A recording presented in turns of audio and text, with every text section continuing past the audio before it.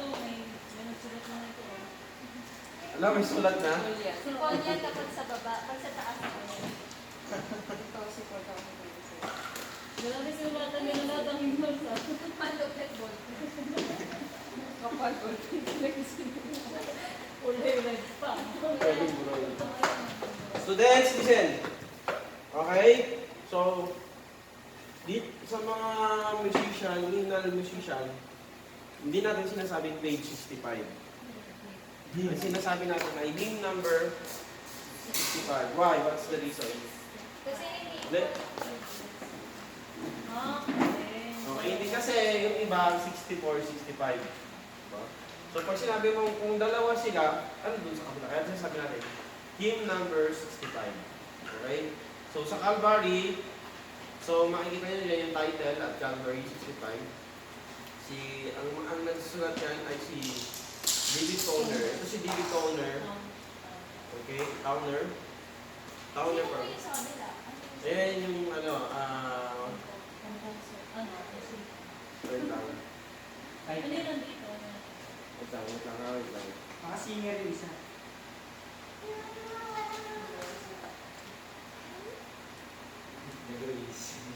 Bakit siya yung stop mo sa Lyrics. Okay, direct. Kasi may nagkakaparan sa pangalan ko yan. Siguro rin ako mag-test. Kaya kasi siguro may ako. Okay, ito. Parehas. Okay ako. May parehas. Lyrics and Okay. siya na. Ngayon, yung nasa kanan, dito kaliwa, karaniwan, siya yung nag-compose ng words. Okay? Yung nasa kanan, siya yung naglapat ng nota. So, for example, dito, sa 145, ito, it is well, sinulat ko ni Spafford. Pero naglapat ng nota, ito si Gat Musician, ito si P.P. Bliss. So, yan. So, sa kaliwa, yan yung nag-compose. Sa kanan yung ang ano natin ngayon ay analyzing the hymnals. Okay? Analyzing the stuff. So, anong tawag dito?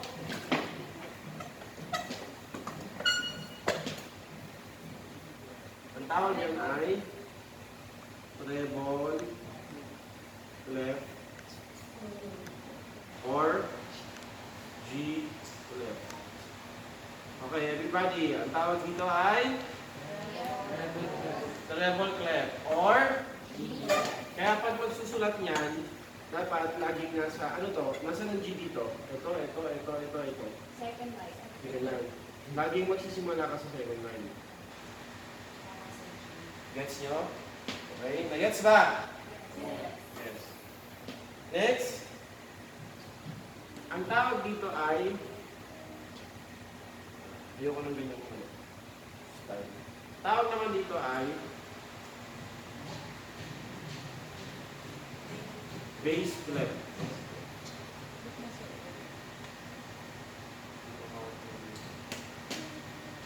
Or tinatawag natin yung siyang F clef.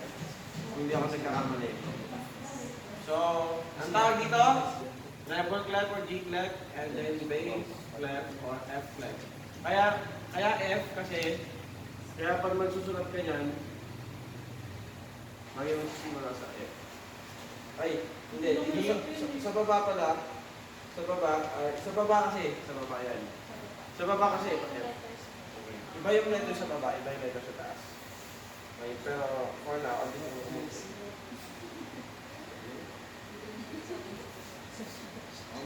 Ano to na? Ang agaw ng pen.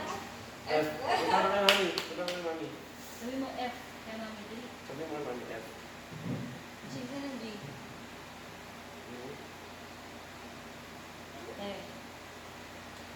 Oh, sige na, baka lang ito.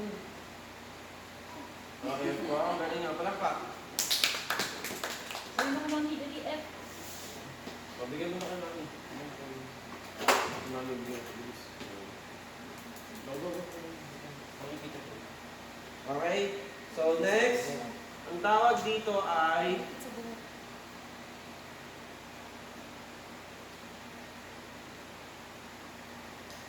dyan ay bar line. Sulat nyo ha, yung mga sinusulat natin, bar line. Sulat nyo sa notes nyo. Ang tawag dyan ay bar line. Ngayon, pag ganito naman, bar line. So, bilangin natin kung ilang bar line meron sa 65. So, ilang bar line? Ready? Oh.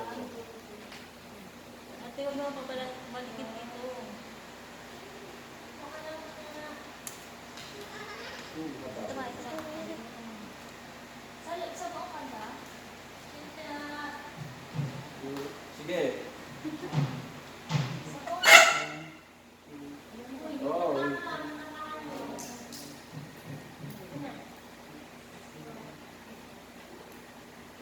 So, sige, bilangin nyo sa buong kanta. Kasama ko ba yung dulo? Kasama. Bar line.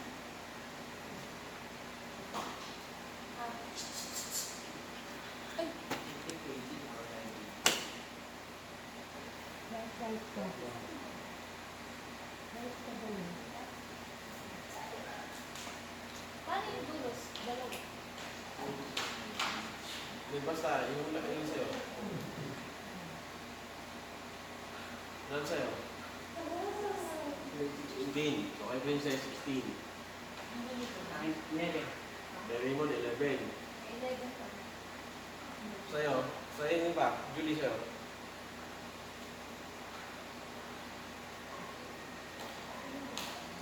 Yung express ko ba? Yung base mo? Ha? 16. So, sino pa? Paul, sa'yo, Paul. May tama.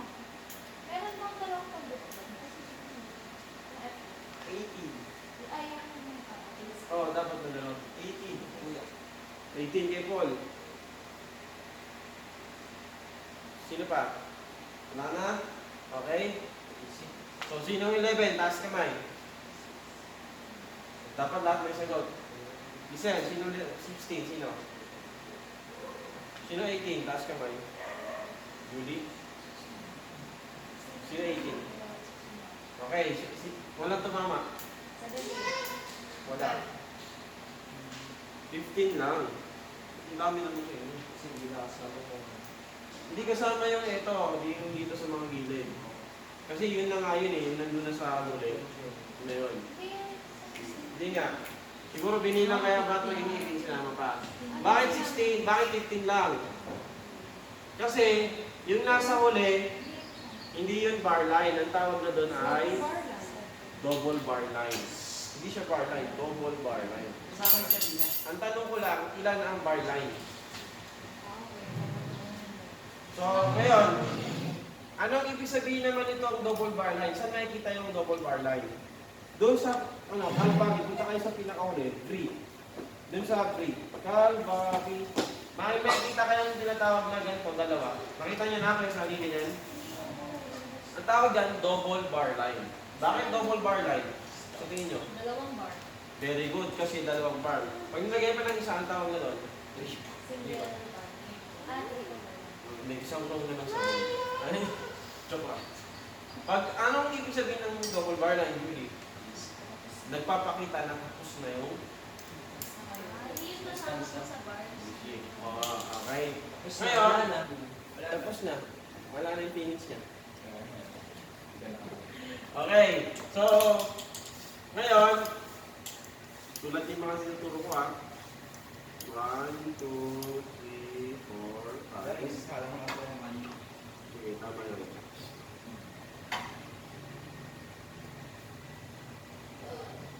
Bakit po sa ito hindi double bar line? Hindi, double bar line. Ngayon, ang bar line, ano kayo, siya yung nagkahati ng mga measure. Ano yung measure? Ang measure, mula dito hanggang dito, ang tawag dyan ay measure. O, bilangin natin yung measure. Okay. Bilangin nyo. Ulit. Ano yung measure? Siya yung mula dito hanggang dito sa bar line dito, ang tawag dyan ay measure. Sukat. Tagalog. So, ilan sukat? 1, 2, 3, 4, 5, 6, 7, 8, 9, 10, 11, 12, 13, 14, 15, 16. Merong 16 measure ang Calvary. So, okay. Hindi pa natin yung pag-aaralan ng mga notes.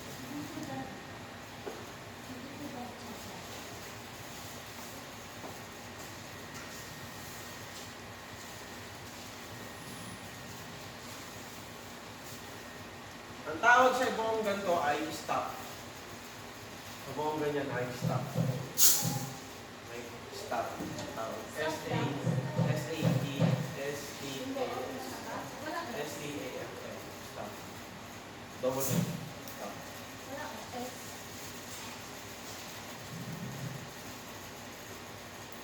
Okay. So next na tayo. May tanong?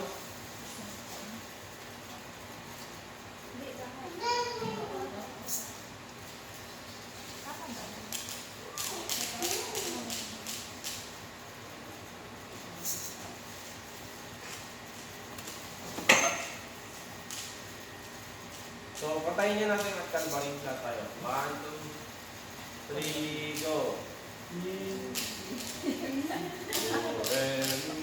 Nasa G siya. Nasa yung first note. Soprano. G, di ba? So, mula sa Do. Do, Re, Mi, Fa, Sol. Here's Sol. Here's a standing by tea and fry. Caring at my Lord was crucified, knowing that it was for me he died on Calvary. Mercy there was great and grace was free. Pardon there was multiplied to me. There my burden so from liberty at Calvary. Okay, so, tuturuan ka na ni Raymond. Turuan mo yung dalawa.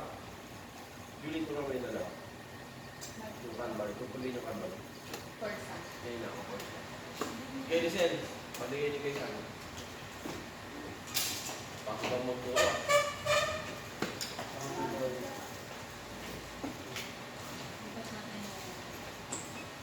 Medyo layo-layo nga kayo. Kasi, baka sa Listen. Listen kasi, nakita ko nandito kahapon. Hindi, salita na lang. Alis ikaw. May video ka. Ikaw nga. Sabay? Gagamitin mo. Sulay na kayo, Sir. Pasulatin mo sila. Pasulatin mo yung mga words na sinilas. Gamitin nyo to. Gamitin nyo yung stand. Left. Sulat ka. Paul! Paul! Meron kayo sa focus. Ayun. Lapis. Kung gusto mo, magtira ka ng mag-advance yung pag-ibig mo lang. Kahit Sa may polo mo lang. Tapos. Pag nakaliyan yung Paul.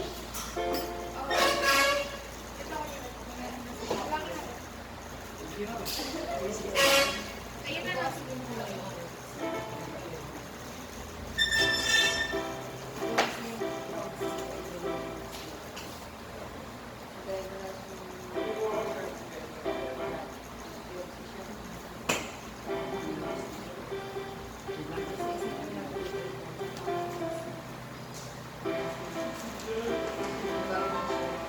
Same lang ba siya? Babalik ko na nito yun. Bababa. Di ba ito? Akin na ako. Layo ito.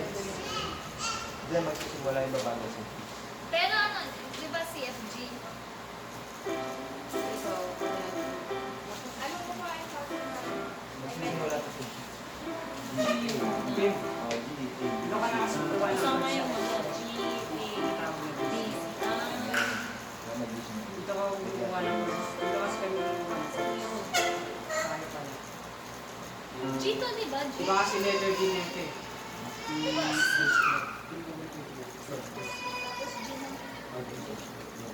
Ay, sigat kaya natin Sulat mo nga yung sa Facebook. sa base left.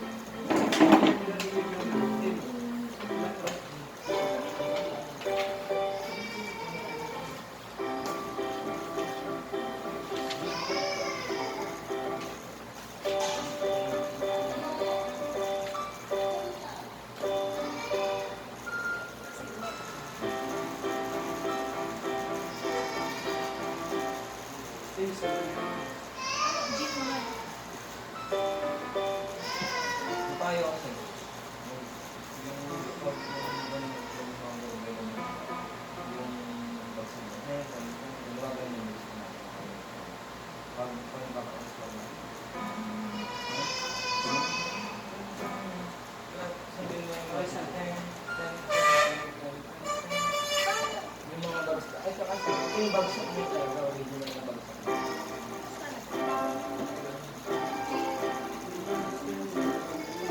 Tapos D.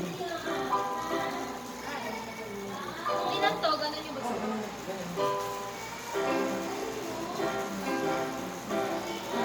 Pero tapos D.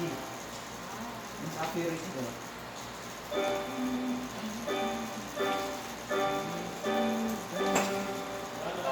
Sulat. Yan. Ito yung style. Good boy does fine. Sa taas, every good boy does fine. Sa baba, good boy does fine. Good boy does fine. Kaya pag sinunod mo makakuha mo. Kung yung nasa dito, face, dito safe. F dito. Yung nasa baba, F to. Sa taas, di ba, face?